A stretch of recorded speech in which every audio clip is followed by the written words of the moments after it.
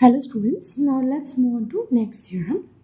If f is integrable on closed interval a comma b, that is f belong to R of alpha, and f of x is greater than or equal to 0 for all x belong to closed interval a b, then integral a to b f d alpha also will be greater than or equal to 0.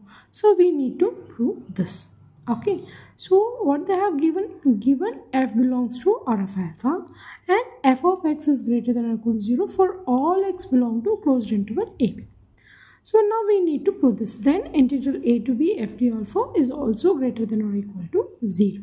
Okay, so now let's get into the proof. Clearly m is greater than or equal to 0. What is this m actually? This is the infimum of f in the interval in the closed interval a comma b. So what they have given, since f of x is greater than or equal to 0, we have this. Why? Because f of x is greater than or equal to 0 for all x belong to closed interval ab. Then obviously this m will also be greater than or equal to 0. Okay, and here if I multiply this m with this term, that also will be greater than or equal to 0. Why? Because alpha is monotonically increasing. So alpha b minus alpha a is greater than or equal to 0. And this term we know that it is greater than or equal to 0. So m into alpha b minus alpha a is also greater than or equal to 0. And since we have f belongs to R of alpha, by previous theorem, we have m into alpha b minus alpha a less than or equal to integral a to b f d alpha less than or equal to capital M into alpha b minus alpha a. Actually, we have this from the previous theorem. And here in this theorem, we have if f of x is greater than or equal to 0, then m greater than or equal to 0 and m into this greater than or equal to 0. So this means this is greater than or equal to 0 or 0 is less than or equal to this. Okay, so I can add this here in the previous theorem. Okay, so 0 less than or equal to m into alpha b minus alpha a less than or equal to integral a to b f d alpha less than or equal to m into alpha b minus alpha a. So this is from the previous theorem. And now since 0 is less than or equal to this, then obviously 0 will be less than or equal to this also. Okay, so 0 is less than or equal to this, or this is greater than or equal to 0. Okay, so this is all about the proof. Thank you. Now let's move on to next theorem. If f and g belongs to R of alpha on closed interval ab such that f of x is greater than or equal to g of x for all x belong to closed interval ab. So whatever x you take in this interval, this inequality holds.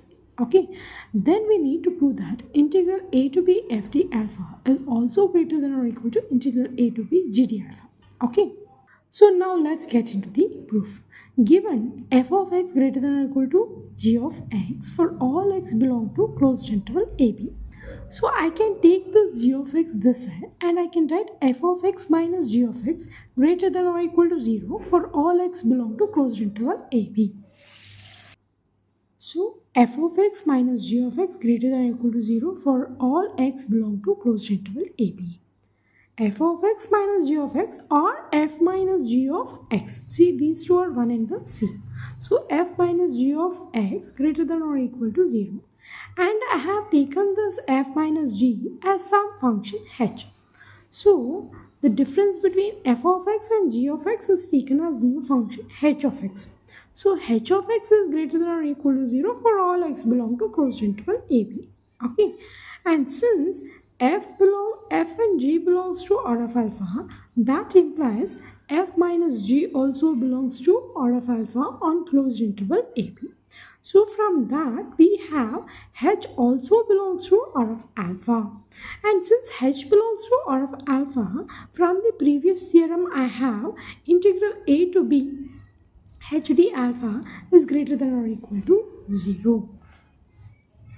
So, if integral a to b hd alpha is greater than or equal to 0, h, which is nothing but f minus g, integral a to b f minus g d alpha is greater than or equal to 0. Why? Because h is nothing but f minus g.